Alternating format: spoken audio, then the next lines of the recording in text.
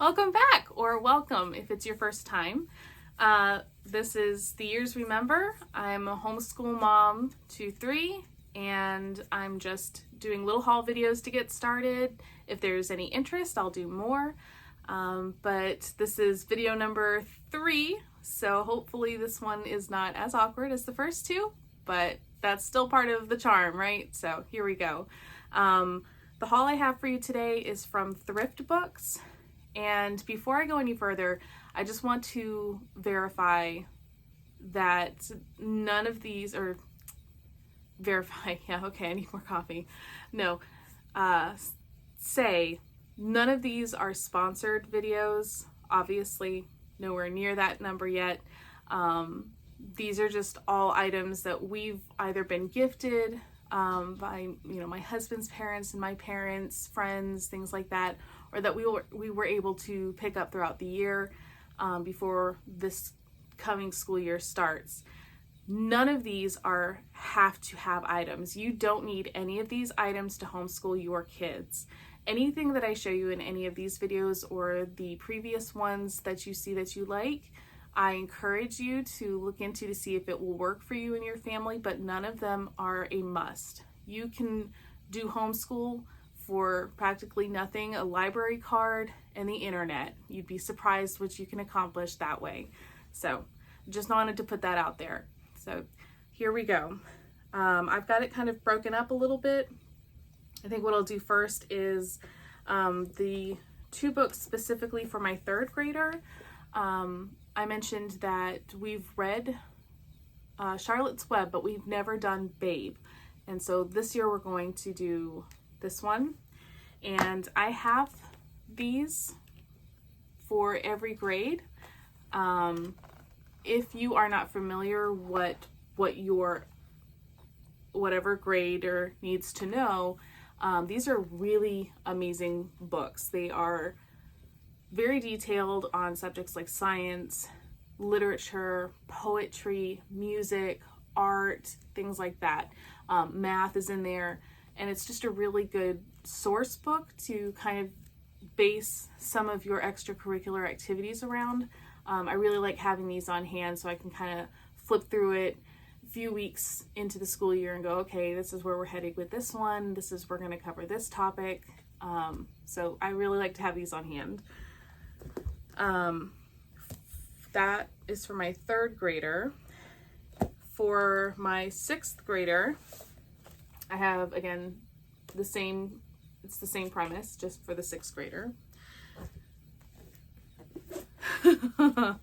How to survive middle school math.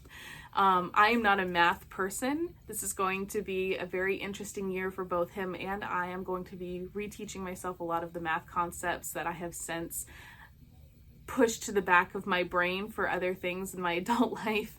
So it'll be kind of, it'll be fun for both of us. I'm going to say fun. I'm willing that into existence, because if I don't, it's going to be treacherous. Do you guys struggle with math with your kids, middle school or otherwise? Comment below if you do. I don't know if I'm going to need help outside of the house, but we'll cross that bridge when we get to it.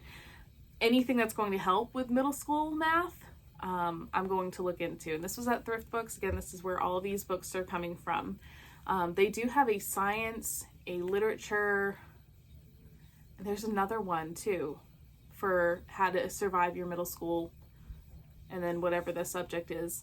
I really do like how these books are laid out and how they're written, so I'm going to look into the other subjects as well. There's that one. We are going to be reading through the Hunger Games series this year. He's very interested in that dystopian,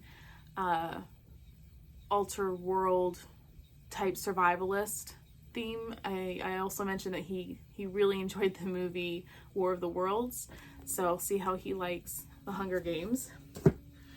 These are the other 2 books that I mentioned from a previous video where I'd found book 3 at a thrift store, and it just caught my eye. And not only was the front beautifully illustrated, but the actual storyline seemed really neat. So I went ahead and got books 1 and 2 off of Thriftbooks, which ended up being so much cheaper than Amazon. Amazon has a trilogy package, and I think it was something like $30, whereas buying the individual ones, it was $3, $4. So definitely recommend buying them separately if you can. For those were for just readings for my middle schooler to do, or read alouds. I'm not entirely sure yet. We might save the trilogy for a read aloud. These are books that are going to accompany the lessons that we're going to go over, specifically the world wars this year. So I love these books. I've used them countless times, both the Pioneer one, the Native American, the Revolutionary War. These books are incredible. Not only is the information in it really good, but the activities are just, they can't be beat. I looked on Pinterest, I've looked on Teachers Pay Teachers, I've looked on Google just for ideas, and nothing really comes up. I say nothing. Activities are hard to find when you get into World War I, World War II type things, and I really want to incorporate hands-on. They have them in here, so you can rent them from your library and just photocopy the pages that you need. But I was able to get both World War I and World War II for very inexpensive on Thriftbooks. So I went ahead and added those to our resource library, our library. Boom. Now this one, Treaties, Trenches, Mud and Blood, Hazardous Tales.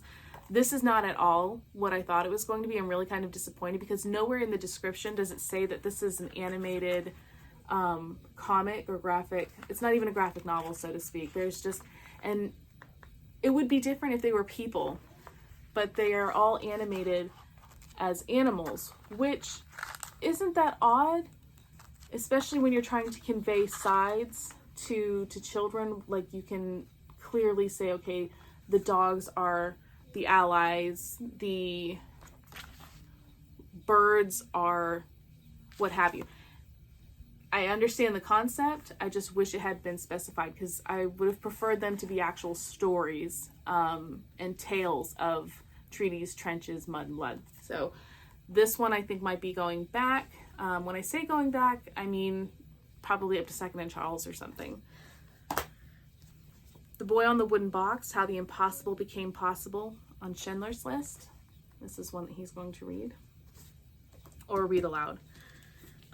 This is another Alan Gratz book. I know I mentioned a couple in a previous haul, but I went ahead and got Project 1065. I think that's what that is. Yes, Project 1065, a novel of World War II. Now we have 1 through 8 of these. They are the history of us, and these are amazing history books to have on your library. In your library. They're on hand in your library. I think that's where I was trying to go. The chapters are not very long, but they cover so many different topics in the period of time that's on the front. So they'll tell you what era that it's covering. Really recommend these books for your homeschool library.